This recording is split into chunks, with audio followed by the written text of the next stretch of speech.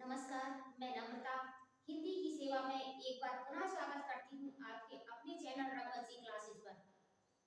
तो जैसा कि आपको पता है कि हमारे चैनल पर हिंदी की क्लासेस चलती हैं, तो यदि आप किसी भी प्रतियोगी परीक्षा जैसे B Ed entrance exam, UP police, UPSI, super TET, TET आदि किसी भी प्रतियोगी परीक्षा की तैयारी करना चाहते हैं जिसमें हिंदी पूछी जाती है, तो आप हमारे चैनल से जुड़ जाइए।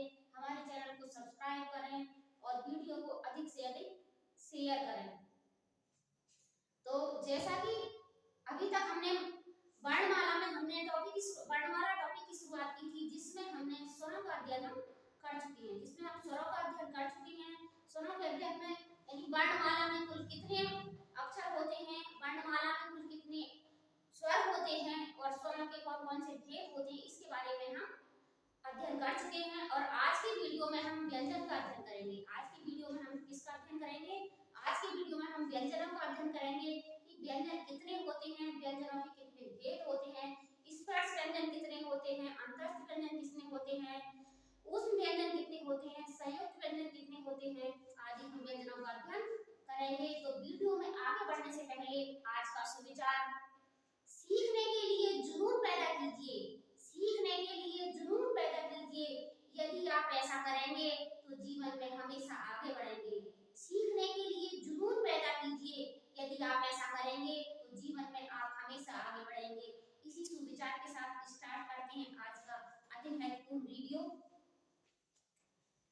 व्यंजन यानी वर्णमाला भाग 3 व्यंजन। आज हम किसका अध्ययन करेंगे? आज हम व्यंजन का अध्ययन करेंगे। तो व्यंजन किसे कहते हैं? व्यंजन किसे कहते हैं?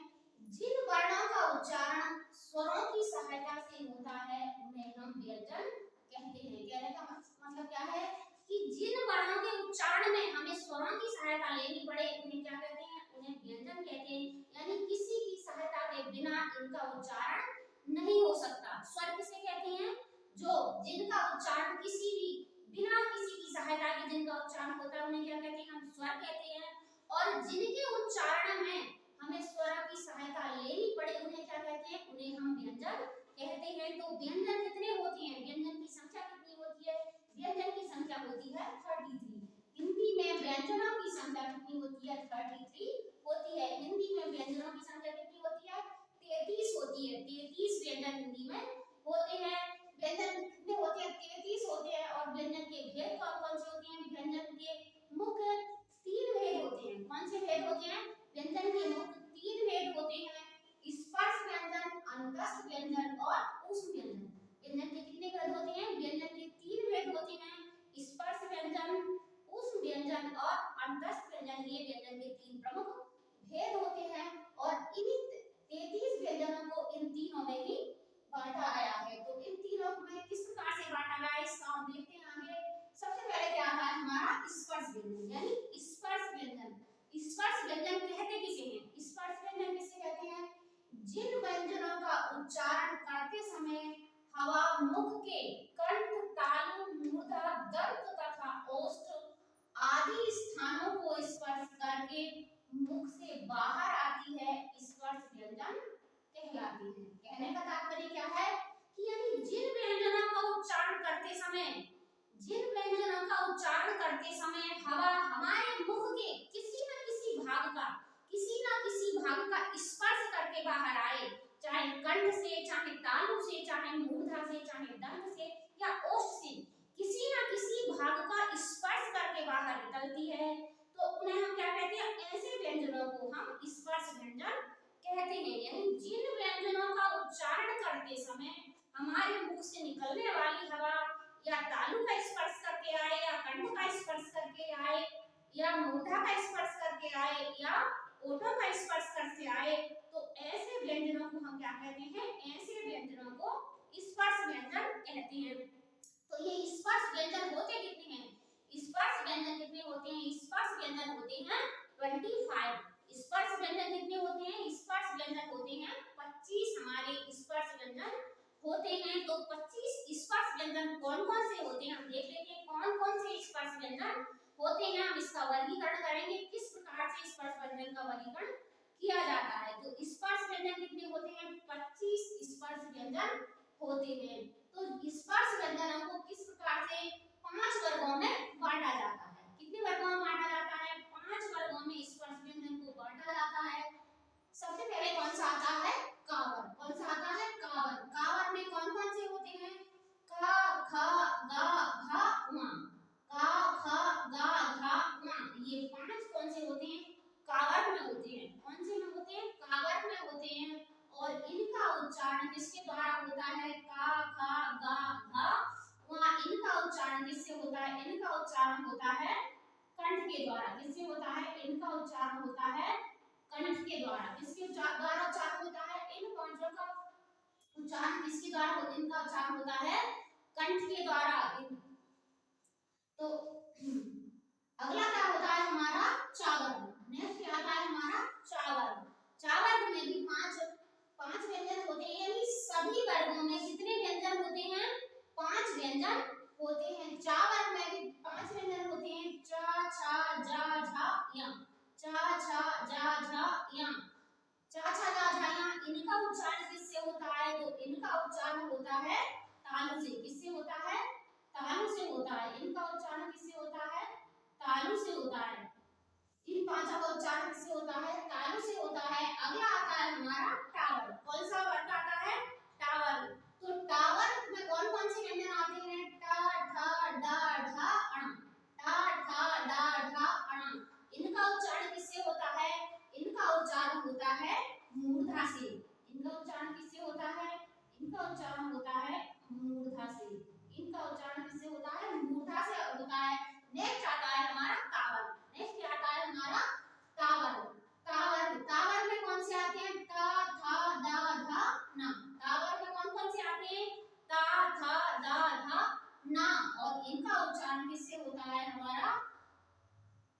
दंत से होता है। किससे होता है? इनका उच्चारण होता है दंत से, यानी दांतों के द्वारा इनका उच्चारण होता है। नेक्स्ट क्या आता है हमारा? पावर। नेक्स्ट क्या आता है? पावर। प, फ, ब, भ, म। प, फ, ब, भ, म। इनका उच्चारण किससे होता है? इनका उच्चारण होता है ओठ से। इनका उच्चारण किससे होता है? ओठ से होता है। किससे होता है? ओठ से इनका उच्चारण होता है। आप बोलकर देखिए पापा।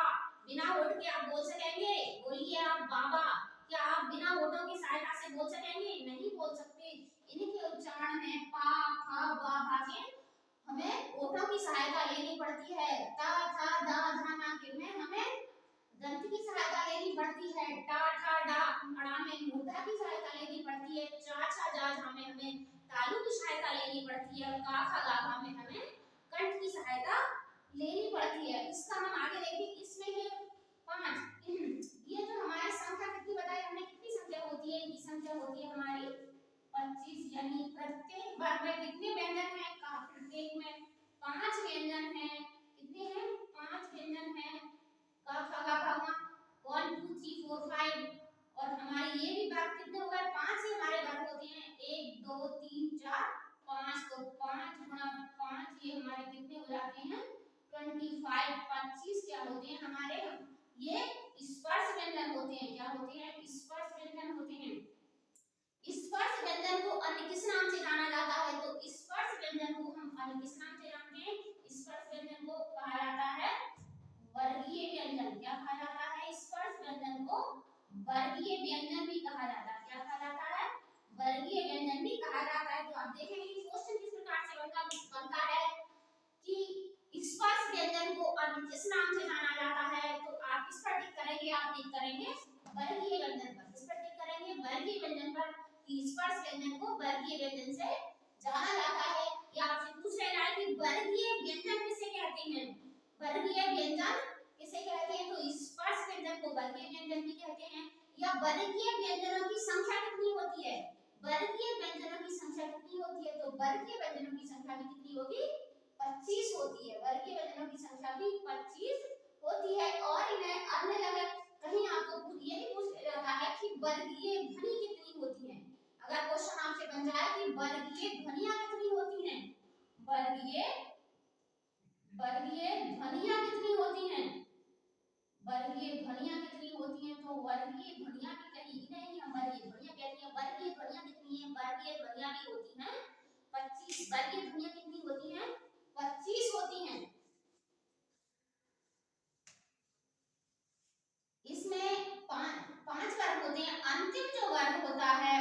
क्या कहते हैं, ये जो होते हैं हमारे वा या अड़ा ना मा, ये जो पांचों अक्षर हमारे होते हैं इन्हें हम किस नाम से जानते हैं, इन्हें कहते हैं नासिक व्यंजन। क्या कहते हैं इन्हें, इन्हें कहते हैं नासिक व्यंजन। क्या कहते हैं इन्हें, इन्हें वा या अड़ा ना मा को क्या कहते हैं, नासिक व्यंजन कहते हैं। इन्हें एक और भी नाम दिया जाता है, इन्हें क्या कहा जाता है, इन्हें कहा जाता है पंचमाक्षर। क्या कहा जाता है, पंचमाक्षर। यदि आपसे पूछा जाए, प्रश्न बनता है कि पंचमाक्षर कौन कौन सी हैं, तो पंचमाक्षर वा या अड़ा ना मा पांचों पंचमाक्षर हैं। या नासिक व्यंजन कौन से हैं, तो वा या अड़ा ना मा क्या है, नासिक है। प्रश्न इस प्रकार से आपसे पूछा जाएगा, एक आपको चार आपको दे दी जाएंगे, सिर्फ चा छा जा, और वहां में नासिक व्यंजन कौन सा है, तो आपको किस पर टिक करना होगा, यहाँ पर आपको टिक करना होगा। या आपको दे दिया जाए टा ठा ड और अणा में पंचमाक्षर कौन सा है, तो पंचमाक्षर कौन सा होगा, अणा हमारा पंचमाक्षर होगा। इस पर आपको अणा पर टिक करना होगा। तो आपको देखना क्या होगा, आप कहेंगे गा खा गा घा मा चा छा जा झा या टा ठा डा ढा णा ता था गा झा ना पा खा गा घा मा, ये तो हम सभी को याद है। हाँ, सभी को याद है और सभी को ये आते हैं। लेकिन हमें क्या देखना है, हमें ये देखना है कि क्वेश्चन कहां से बनता है, परीक्षा में प्रश्न कहां से बनता है, प्रश्न कैसे पूछे जाते हैं। तो आपको देखना क्या है कि प्रश्न किस प्रकार से बनता है। आपसे ये पूछेगा नासिक निम्न में से नासिक व्यंजन कौन सा नहीं है, चार आपको ऑप्शन में, ये तीन आपको ऑप्शन में ये दे दिए जाएंगे, एक कुछ अतिरिक्त दे दिया, गा दे दिया, इनमें से नासिक व्यंजन कौन सा नहीं है। आपसे पूछ लिया निम्न में से पंचमाक्षर कौन सा नहीं है, तीन आपको इसमें से दे दिए, एक ऑप्शन में अलग से दे दिया, घा रख दिया, इनमें से पंचमाक्षर कौन सा नहीं है। तो प्रश्न इस प्रकार से बनते हैं कि आपसे पूछ लिया कि वर्गीय व्यंजन को अन्य किस नाम से जाना जाता है, तो वर्गीय व्यंजन को अन्य किस नाम से जाना जाता है, वर्गीय व्यंजन को स्पर्श ध्वनि के नाम से या स्पर्श करने के नाम से जाना जाता है। और इसके बाद आता है ये चा छा जा झा, ये चार जो होते हैं चा छा जा झा, इनको अन्य किस नाम से जाना जाता है, चा छा जा को क्या कहते हैं, स्पर्श संघर्षी। क्या कहते हैं इनको, स्पर्श संघर्षी व्यंजन के नाम से भी, स्पर्श संघर्षी व्यंजन के नाम से भी जाना जाता है। वैसे ये क्या है, ताला का वर्ण है, ताला तालु से इनका उच्चारण होता है, इन्हें ताला का वर्ण कहते हैं। और इनको अन्य किस नाम से जाना जाता है, इनको स्पर्श संघर्षी नाम से जाना जाता है। तो अभी हमने वर्गीय व्यंजनों का वर्गीकरण, वर्गीय व्यंजनों का वर्गीकरण देखा। आगे हम देखते हैं अंतस्थ व्यंजन। आगे हम क्या देखेंगे, अंतस्थ व्यंजन। अंतस्थ व्यंजन किसे कहते हैं, अंतस्थ व्यंजन किसे कहते हैं, तो अंतस्थ व्यंजन कहते हैं जिन व्यंजनों का उच्चारण स्वर व व्यंजनों के बीच में होता है उन्हें अंतस्थ व्यंजन कहते हैं। यानी जिन व्यंजनों का उच्चारण स्वर और व्यंजनों के मध्य में होता है, जिन व्यंजनों का उच्चारण स्वर और व्यंजनों के मध्य में होता है उन्हें क्या कहते हैं, अंतस्थ व्यंजन कहते हैं। क्या कहते हैं, उन्हें अंतस्थ व्यंजन कहते हैं। और अंतस्थ व्यंजन की संख्या कितनी होती है, अंतस्थ व्यंजन की संख्या होती है चार। कितनी संख्या होती है इनकी, चार संख्या होती है। कितनी संख्या होती है, चार। या रा ला वा, या रा ला वा, ये चार क्या होते हैं, अंतस्थ व्यंजन होते हैं। या रा ला वा चार अंतस्थ व्यंजन होते हैं। और इनमें से या और वा, और या और वा को क्या कहा जाता है, या और वा को अर्ध स्वर कहा जाता है। या और वा को क्या कहा जाता है, अर्ध स्वर कहा जाता है। क्वेश्चन बनता है कि निम्न में से अर्ध स्वर कौन सा है, निम्न में से अर्ध स्वर कौन सा है, तो या और वा क्या है, अर्ध स्वर कहे जाते हैं। या और वा को अर्ध स्वर कहा जाता है। रा, रा जो ध्वनि है, रा है, रा को क्या कहते हैं, रा, रा को कहा जाता है प्रकंपित स्वर। रा को क्या कहा जाता है, प्रकंपित व्यंजन, प्रकंपित व्यंजन कहा जाता है रा को। क्या कहा जाता है, प्रकंपित व्यंजन कहा जाता है रा को। क्यों, क्योंकि जब हम रा का उच्चारण करते हैं तो जीभ में हमारे क्या होता है, कंपन होता है।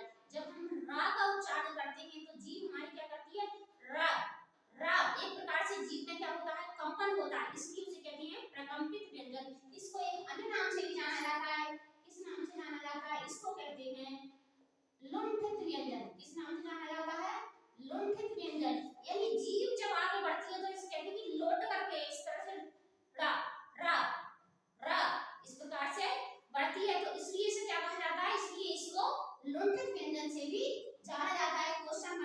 आपसे कि लुंठित व्यंजन किसे कहते हैं या प्रकंपित व्यंजन किसे कहते हैं, अर्धस्वर किसे कहते हैं, और ला ला जो होता है उसे क्या कहते हैं, ला को कहते हैं, ला को क्या कहते हैं, ला को कहते हैं पाशाविक व्यंजन। क्या कहते हैं, ला को कहते हैं पाशाविक व्यंजन। क्या कहते हैं, पाशाविक व्यंजन कहते हैं। ला को कहते हैं पाशाविक व्यंजन क्योंकि जब हम इसका उच्चारण करते हैं तो हवा इसमें होकर इस ला, जब हम इसे ला बोलते हैं तो हवा हमारे उसके दोनों तरफ से निकलती है, पास होती है। हवा पास होने के कारण इसे कहते हैं पाशाविक व्यंजन कहते हैं। नेक्स्ट हम अध्ययन करेंगे, क्या आता है, नेक्स्ट आता है हमारा ऊष्म व्यंजन। क्या आता है, ऊष्म व्यंजन। तो ऊष्म व्यंजन किसे कहते हैं, ऊष्म व्यंजन किसे कहते हैं, जिन व्यंजनों का उच्चारण करते समय, जिन व्यंजनों का उच्चारण करते समय हवा मुंह में टकराकर ऊष्मा पैदा करती है उन्हें क्या कहते हैं, ऊष्म व्यंजन कहते हैं। जिन व्यंजनों का उच्चारण करते समय हवा मुंह में क्या ऊष्मा पैदा करती है, तो क्या टकराकर मुंह में ऊष्मा पैदा करती है तो उन्हें क्या कहते हैं, उन्हें ऊष्म व्यंजन कहते हैं। ऊष्म व्यंजन कितने होते हैं, ऊष्म व्यंजन 4 होते हैं, स और ह, ये 4 हमारे ऊष्म व्यंजन होते हैं। स ह हमारे 4 ऊष्म व्यंजन होते हैं। सा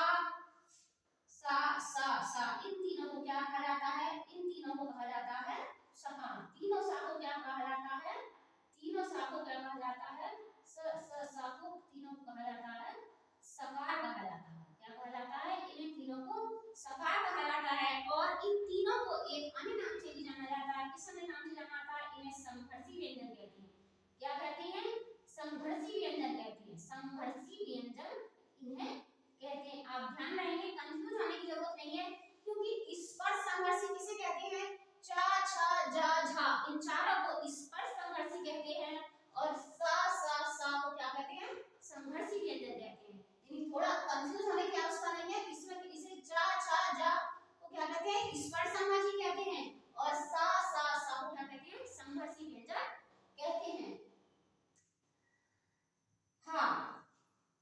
हा जो होता है उसे क्या कहते हैं,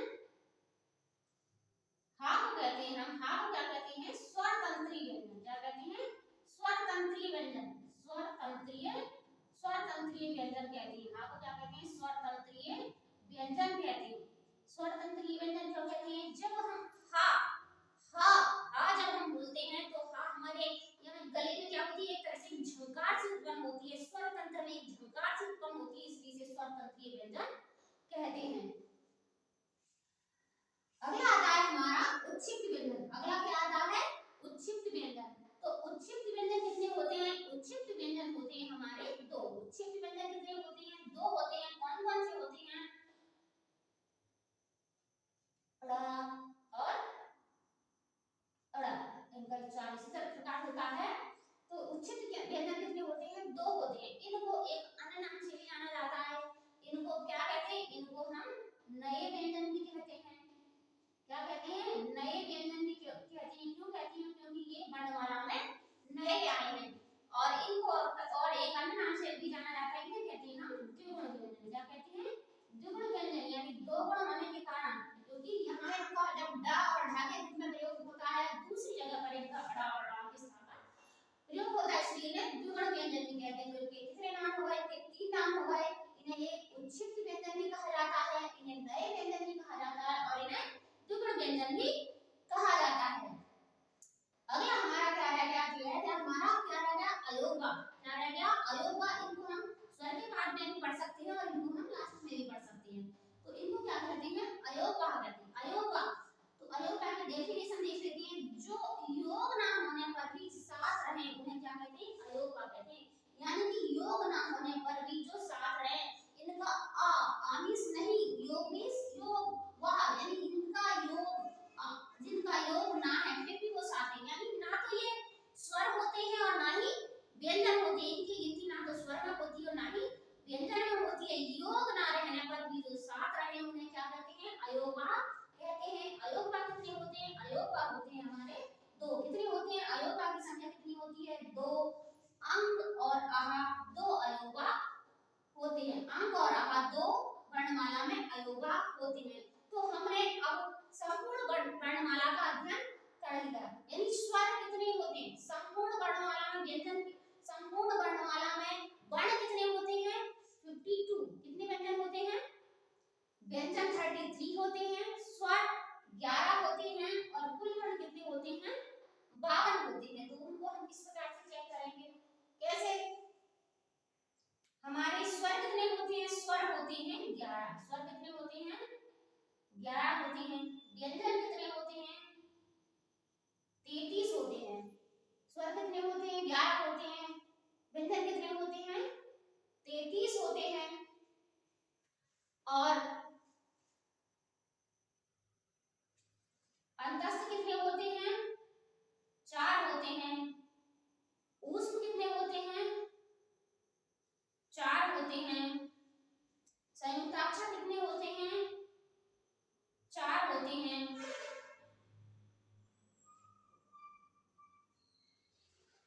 संयुक्ताक्षर कितने होते हैं 4 होते हैं। तो संयुक्ताक्षर इनको हम अलग नहीं लेंगे क्योंकि 33 में हमारे ऊष्म और अंतस्थ व्यंजन हमारे 33 में ही आ जाते हैं।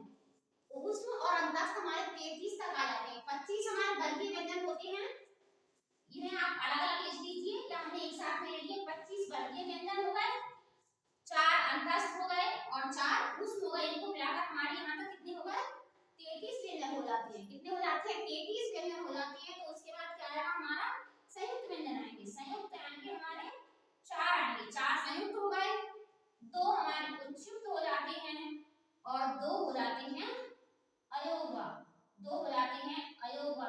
तो हिंदी वर्णमाला में कुल वर्णों की संख्या कितनी हो जाती है 52 हो जाती है। देखिए 3 और 4 4 8 8 to 10 to 12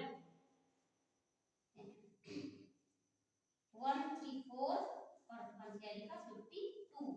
कुल वर्ण कितने हो गए, कुल वर्ण कितने हो गए वर्णमाला में कुल वर्ण कितने हो गए 52 हो गए। ये हमारा टॉपिक बिल्कुल क्लियर हो जाता है। तो यदि आपने अभी तक हमारे चैनल को सब्सक्राइब ना किया हो तो हमारे चैनल को सब्सक्राइब करें, वीडियो को अधिक से अधिक शेयर करें ताकि सभी छात्रों को इसका लाभ मिल सके। इसी के साथ स्वस्थ रहें, मस्त रहें, आपका दिन शुभ हो, रात्रि मंगलमय हो। जय हिंद, जय हिंद।